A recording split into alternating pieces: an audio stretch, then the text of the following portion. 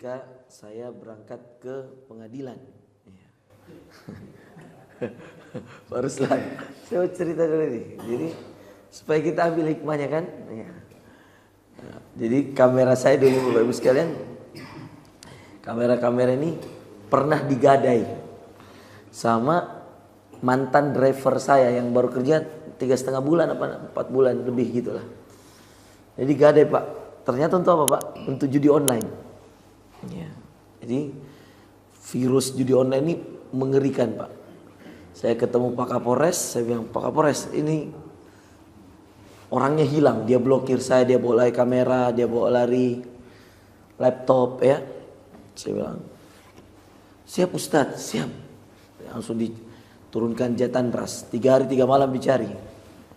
Wah, didatangi rumahnya di Maros, macam-macam lah. Nah ternyata memang sudah lama ya, dia memang mantan security di sana kan, qadarullah. Nah akhirnya ketahuan, ketangkap ya, masukkanlah penjara dan seterusnya. Nah ini kan kamera otomatis kan sudah digadai Pak. Kamera ada yang 48 juta, 25 juta, lensa-lensanya semuanya diambil. Setelah itu viral di Jatandras, akunnya Jatandras. Ustadz Forozi kecurian oleh driver pribadi sendiri, kan gitu ya. Ambillah semua. Sebulan di sana Pak, wah saya bilang subhanallah susah ini kasihan. Karena kalau pakai handphone Pak, diupload ke YouTube, wah nggak bisa, pasti pecah. Ya. Mau iPhone pun susah. Ya, memang harus kamera yang profesional kan, supaya YouTube-nya bagus. Alhamdulillah, dan kita kasih orang ceramah-ceramah yang bagus dengan tampilan yang bagus juga. Viewers kita sudah 4 juta Pak, artinya sudah 4 juta orang yang nonton. Nah, tapi bukan itu intinya. Ya. Saya ke pengadilan lah ini. Saya bilang siapa ini orang di sana kan, ya, yang bisa, karena lama sekali nih Pak. Dan ini dia gadai murah semua. Pokoknya yang penting dapat uang. Kamera Fuji ini dia gadai 5 juta, kamera Sony dia gadai berapa kemarin? 4 juta, gitu ya Pak ya. Sebab qadarullah. Nah, temulah saya akhirnya dengan Pak Kapolres. Pak Kapolres saya cerita. Saya bilang, waduh Pak, saya hari-hari dia sama-sama saya. Saya nggak tahu kalau di handphonenya ini dia main judi online. Saya bilang, hari-hari sama saya Pak, hari-hari dengar ceramah. Ya. Tapi syaitan begitu kuat Pak. Ya. Dan ini memang bahayanya sekarang ini Pak. Ya. Adalah karena semuanya itu di handphone, kita nggak tahu apa ya yang dia lakukan. Pak Kapolres langsung bilang, Ustadz, AKBP Ustadz, junior saya AKBP itu terlibat judi online, uang kas polsek yang dia pimpin, ya, polsek apa Polres, sorry AKBP, Polres yang dia pimpin di daerah, itu uang kas Pak Ustadz sekitar 2M hilang, AKBP nih, bayangkan. Terus saya datang ke Pak Ruslan. Pak Ruslan cerita. Dia bilang, Ustaz ada hakim. Iya betul gak? Hakim, drivernya main judi online, berangkasnya berapa miliar, habis. Iya Pak Ruslan ya? Ya kan? Wih, saya bilang bahayanya itu judi online. Nah, saya baru ingat waktu beberapa bulan yang lalu itu, setelah masuk penjara ini orang, Kodenis datang. Kodenis ini Pak anak muda. Dulu dia admin bandar. Jadi dia itu mengatur itu sistem perbandaran itu. Ya. Makanya kenapa dia viral, diundang podcast Ustadz Felix, diundang podcast Ari Untung. Kenapa? Karena dia ngatur, dia tahu betul sistemnya itu judi online. Ya. Coba Pak. Makanya Allah mengatakan innamal khamru wal maisir wal azlam wal ansab rijsun min amali syaitan. Ya. Minum-minuman khamar, ya, mengadu nasib, berjudi, ya, itu semua bagian daripada cara-cara syaitan untuk menggoda manusia.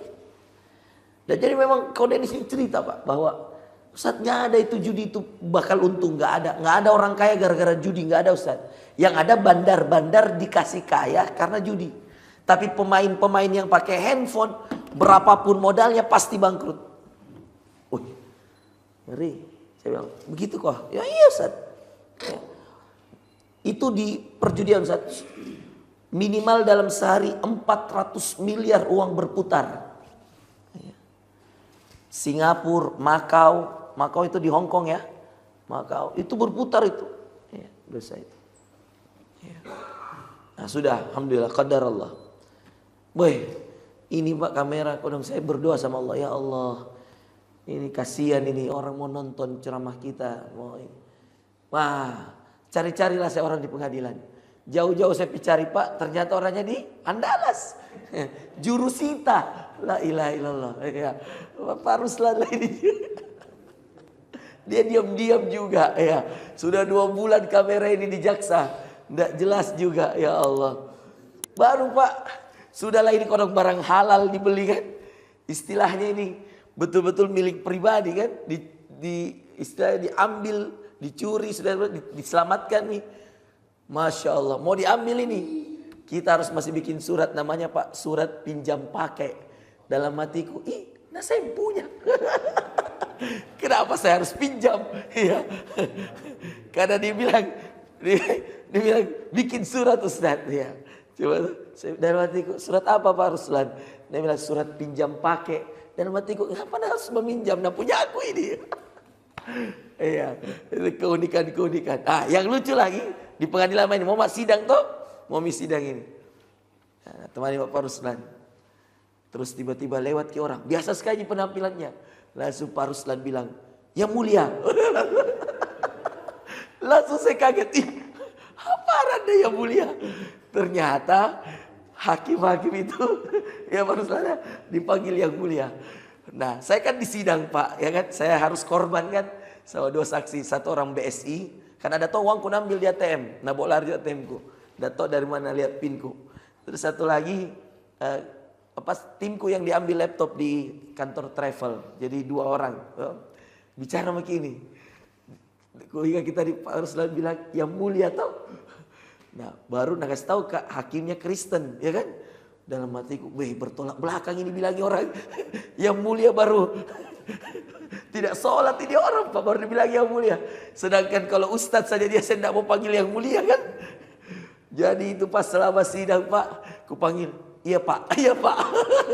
Mungkin saya lah ini satu-satunya yang di sidang tidak pakai yang mulia ya. Astagfirullah. Nah itulah Bapak Ibu sekalian, kisah-kisah unik sedikit ya di pengadilan ya. Sama jurusita kita ini Pak Ruslan Pak. Tukang sita baru nak kasih pinjam pakai kameranya Ustaz. Allah. Biar mi. Dia bilang aturan jini kodong Ustaz, aturan jini. Saya bilang biar mi. Urus mi. Dia bikin enggak kodong surat ya. Dia bikin enggak surat, nah utus anggotanya saya tinggal tanda tangan.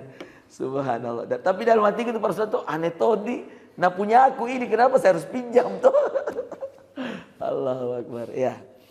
Baik Bapak Ibu sekalian ya. Jadi jaga anak-anak kita Bapak Ibu sekalian. Makanya saya selalu bilang sama orang tua, anak itu dikasih handphone kuliah bagus. Iya. Karena kalau kita di pesantren tidak pegang ke handphone. Saya SMP SMA nggak pegang handphone Pak. Iya. Kenapa Pak? Karena bisakah Bapak Ibu jaga anak? Iya. Saya mohon maaf Pak. Ini jujur aja nih. Iya. Tidak ada Pak anak SMP, anak SMA pegang handphone. Kecuali yang akan datang dengan alasan apapun ya. Bilang supaya gampang dihubungi Ustaz. Kalau mau gampang dihubungi kasih HP Nokia yang tidak ada internetnya. Coba. Ya kasih HP itu. Tidak ada Pak handphone sekarang. Perhatikan Pak. Kecuali pasti mohon maaf. Mendatangkan keburukan tuh anak. Siapa yang pertama Pak? Mohon maaf ya. Situs-situs film-film yang naudzubillah.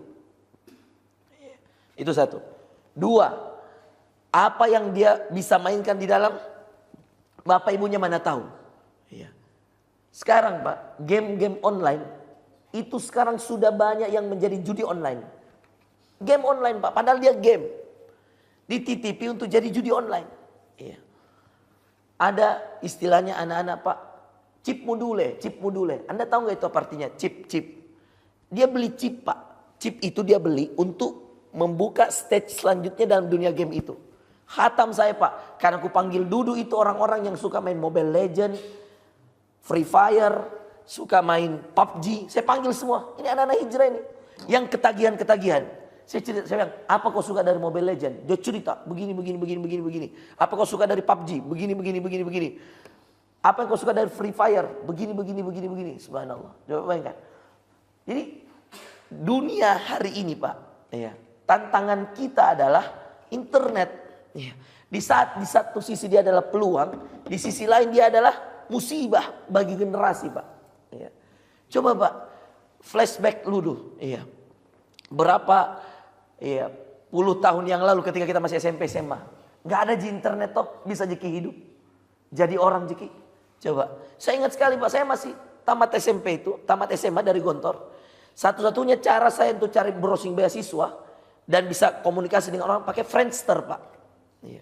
Masih ingat sekali, sama Yahoo Messenger. Zaman kita keluar dari Gontor belum ada Pak WhatsApp, belum ada. Jadi kita ke warnet, ya kan? Browsing di situ kodong scholarship. Iya, saya cari tuh, saya apply itu ijazah Gontor saya ke 10 negara Pak. Brunei, Yaman, Syria, Damaskus di Syria, Khartoum Sudan, ya Madinah, semua saya browsing Pak. Sampai kemudian di daerah Monash University Australia, kan ada fakultas agamanya itu di Monash, ya. Tapi kalau saya lulus itu bahaya Pak, ya. Liberal orang, ya serius. Dia punya fakultas Islamic College di Monash University. Saya sampai apply karena ada teman saya Gontor ke sana. Nah, alhamdulillah saya di Gontor bagian bahasa Pak. Jadi bahasa Arab, bahasa Inggris saya bagus. Saya Friendster, pakai Yahoo Messenger, saya bikin surat, email ke. Subhanallah, itu tidak akan pernah ketinggalan zaman Pak. Ya. Dan kalau dia sudah kuliah, itu levelnya sudah naik.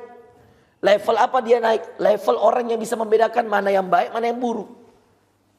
Tapi kalau masih anak SMA Pak, ya Allah, ngeri. Bapak tahu nggak yang baru-baru diborong? 2 anak, satu 17 tahun, satu 15 tahun. Siapa yang dia bunuh Pak? Anak usia 11 tahun. Yang diborong ini beberapa bulan yang lalu itu. Yang viral setahun yang lalu kah? Iya. Yang di gerubuk masa ininya tuh, rumahnya. Itu Pak, dari satu situs. Aduh saya lupa nama situsnya. Ya, apa? Itu satu situs, dia lihat di situ penjualan organ-organ tubuh online. Apa nama situsnya itu? Lupa Kak. Pokoknya viral gitu karena saya bikin konten di TikTok itu 100.000, hampir 150.000 orang nonton langsung. Kan saya bilang, ini kejahatan apa? Jadi dia lihat Pak di satu situs, dikirimkan link sama orang yang mungkin tidak bertanggung jawab. Nah buka itu link di HP-nya. Kemudian dia lihat satu ginjal. Harganya satu ginjal Pak dibeli dengan 10.000 US. 10.000 kali 15.000 saja misalkan. 10.000 dolar Amerika. 150 juta harga satu ginjal. Alasan itulah yang dia ungkap, ya, yang dia sampaikan ketika di BAP. Ketika ditanya, kan saya penasaran Pak. Saya telepon Pak Krimsusnya itu di Polrestabes. Saya telepon, Pak, apakah sebenarnya alasannya itu? Karena saya ini orang Baruga Pak. Kalau saya mau ke Baruga, pulang dari Hertasning, dari sekolah, dari butik, itu pasti lewat borong saya bilang. Dan apa yang menjadi permasalahan utama sebenarnya? Saya pengen tahu betul-betul dari kita langsung. Kanit Krimsusnya langsung cerita. Dia bilang, Ustadz, anak ini terinspirasi dari situs online. Dan dia membayangkan bahwa 150 juta didapat ini. Dari mana 150 juta? Kalau kita bisa ambil ginjal. Jadi sesederhana itu gambar berpikirnya dia. Dia bilang bunuh, belah pakai pisau, ambil ginjalnya. Dia kira seperti itu. Coba anak-anak Pak. Iya. Dan ini Kanit Krimsus yang cerita. Subhanallah Pak. Apa yang terjadi? Dia bunuh itu anak. Dia belah. Mau belah saja dia sudah bingung. Dia kira pakai pisau biasa itu gampang membelah. Dia sudah bingung Pak. Dibelah pun memang dia tahu mana ginjal. Nah kalau dia lihat isi tubuh manusia, sudah bingung lagi. Iya, subhanallah. Nah Bapak Ibu sekalian yang dimuliakan Allah, inilah dampak-dampak yang na'udzubillah min dzalik. Ya. Kita khawatir. Ya. Makanya Bapak Ibu sekalian yang dimuliakan Allah, kita sepakat dengan para ustadz-ustadz itu bilang perlu ada gerakan, ya, gerakan no handphone untuk anak-anak. Ya. Kalaupun ada handphone yang pakai senter itu Pak. Iya serius. Karena kalau tidak Masya Allah itu berbahaya.